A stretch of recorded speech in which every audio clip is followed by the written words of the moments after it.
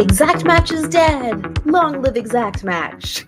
If you've been noticing some crazy stuff going down in your search terms report, you are not alone.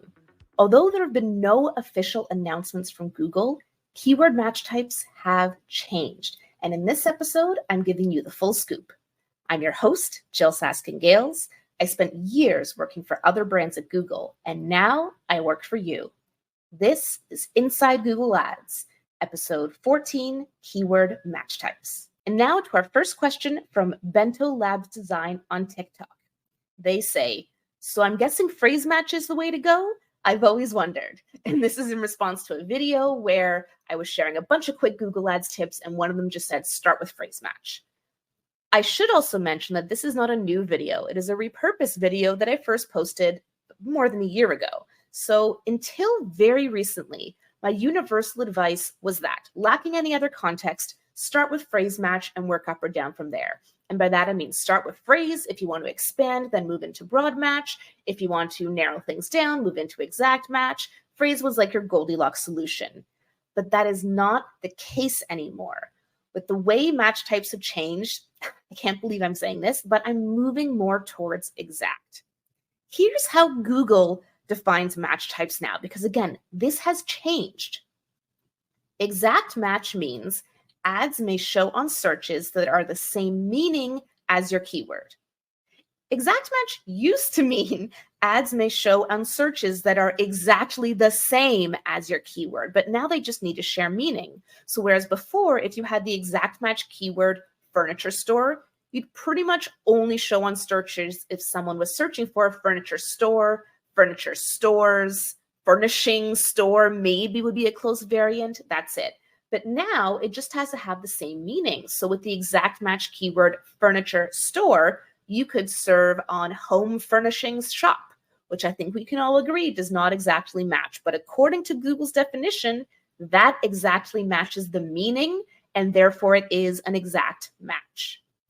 Then we have phrase match. The definition of phrase match is ads may show on searches that include the meaning of your keyword.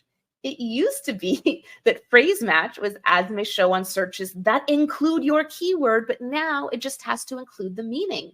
So for example, if my keyword is Google Ads course and someone is searching for best live AdWords class near me, that would be a phrase match, even though that is really not the same thing at all, in my opinion. But no one asked for my opinion, except I guess you, because you're listening.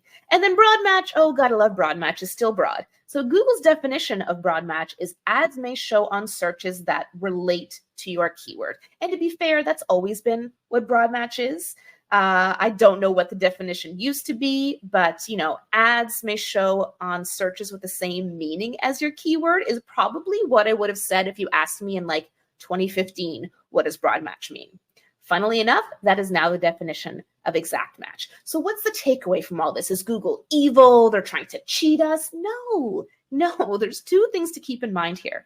First is that 15% of searches every day on Google are novel. That means they've never been seen before. And so if we all had these super tight exact match keywords, tons of Google searches would go, in Google's words, unmonetized, meaning no ads on them. And so yes, it is in Google's best interest to make more money by monetizing more searches, but it's also potentially in our best interest to serve on all these searches what people are looking for that may not be in our search terms report yet, or may not be in Keyword Planner yet because there's new intent. So although, yes, this does make Google more money, it can also be a good thing for advertisers. But I think the bigger takeaway, and something that me and plenty of other folks have been predicting for years now, is keywords are going away. The fact that the way exact match works in 2024 is basically the way broad match worked a decade ago is yet another sign to show us that. And of course, Performance Max is a big sign to show us that. Keywords are going away. Keywords as we knew them are gone. We still have them. They do not work the same. They're going to go away. So are you ready? Is your website optimized so Google can understand exactly what it's about? Do you have killer ad creative? The fundamentals become more important than ever in an AI-driven world, not less important. So match types have changed.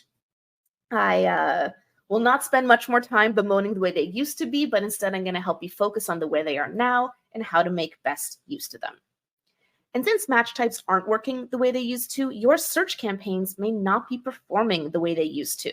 It's one of the many reasons I offer Google Ads account audits, so you can get a professional checkup on the health of your account and trusted recommendations for how to improve performance like it's 2024, not 2014. If an account audit will be helpful to you right now, visit the link in the episode description to learn more about my Google Ads account audits.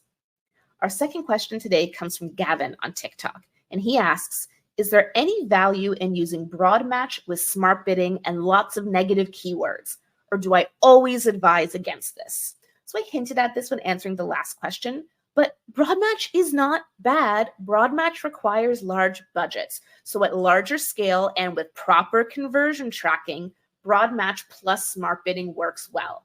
I would not use broad match without smart bidding because smart bidding is going to pull in all those signals we need to try to narrow down the cajillions of searches you could show on that wouldn't be as relevant.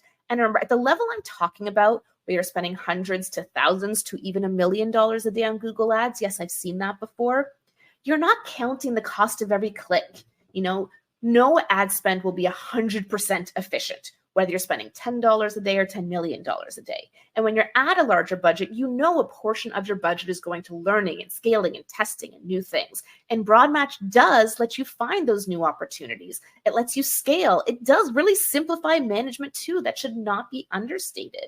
And as much as I always say it's for large budgets, I've been on coaching calls before where I'll go into an account with a business owner who's spending their $20 to $30 a day. They have broad match keywords because they didn't know any different. And you know what? It's working well. They don't have negative keywords. They're using broad match, and most of the search terms are relevant for their business. And I share that to say it can absolutely happen. Have I seen far more instances where that doesn't happen and business owners pay for a ton of irrelevant traffic? Yes. And that's why I generally don't recommend broad match at smaller budgets. But broad match itself is not evil. It just needs the right things in place to work. Right things in place being smart bidding.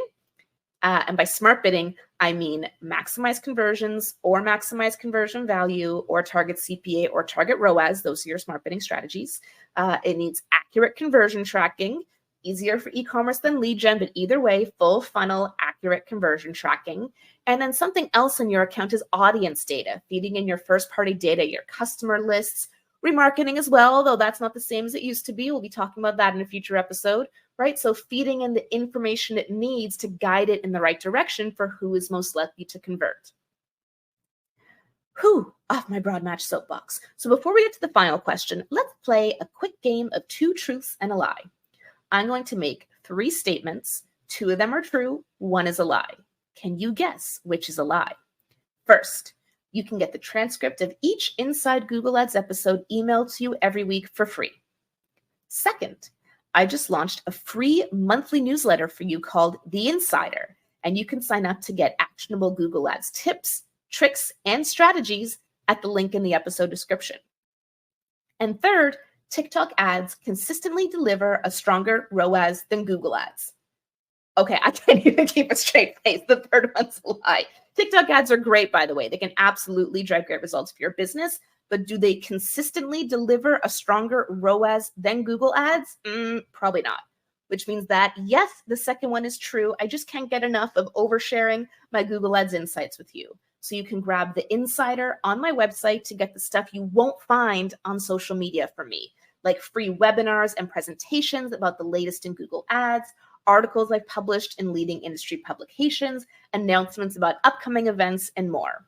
Okay, enough about me. Let's finish up our conversation about keyword match types. Our third question today comes from YHL Bill on TikTok, and they ask, do you exclude the brand name in search campaigns? And for the first time, I'm actually combining 2 questions here because April Rainbolt on Threads asked me something very similar. She asked, you mentioned putting the name of the business into the negative keyword list. So that's what YHL Bill was asking. Do you exclude the brand name? And April saying, you mentioned excluding the brand name.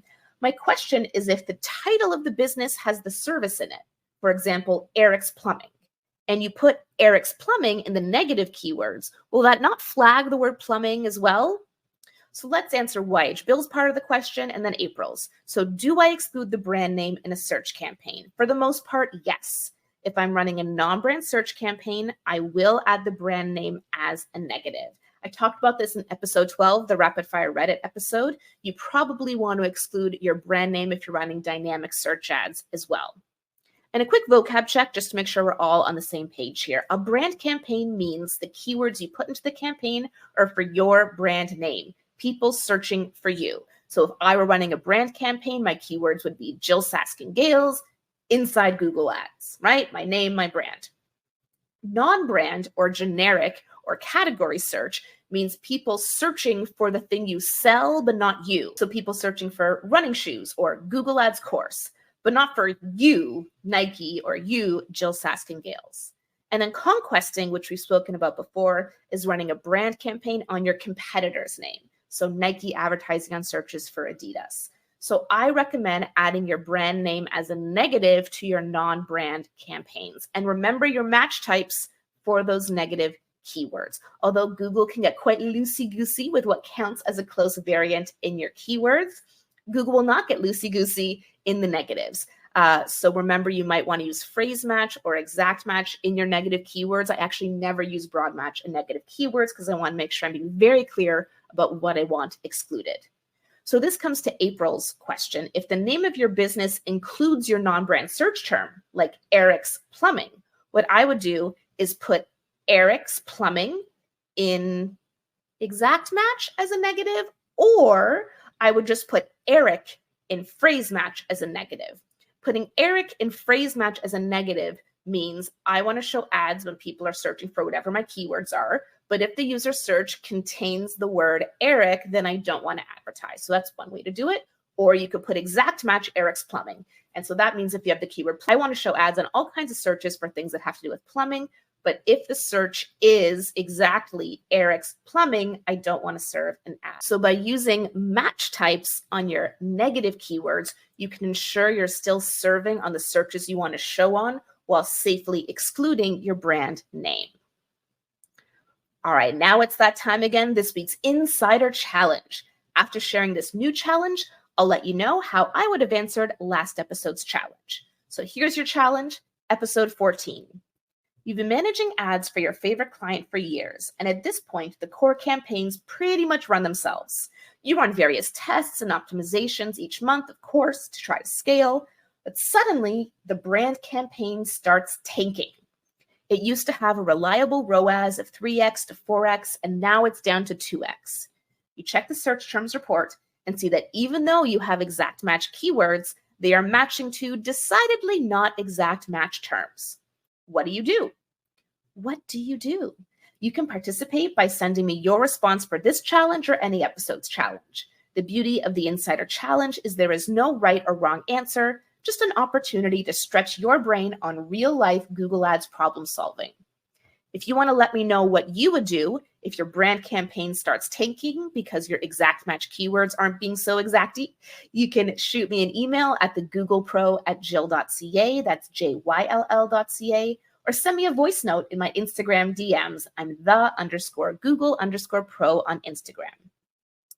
Before I sign off, last episode, we discussed how to start your career in PPC. And the Insider Challenge I posed to you was to answer a prospective client who asked, why should I hire you?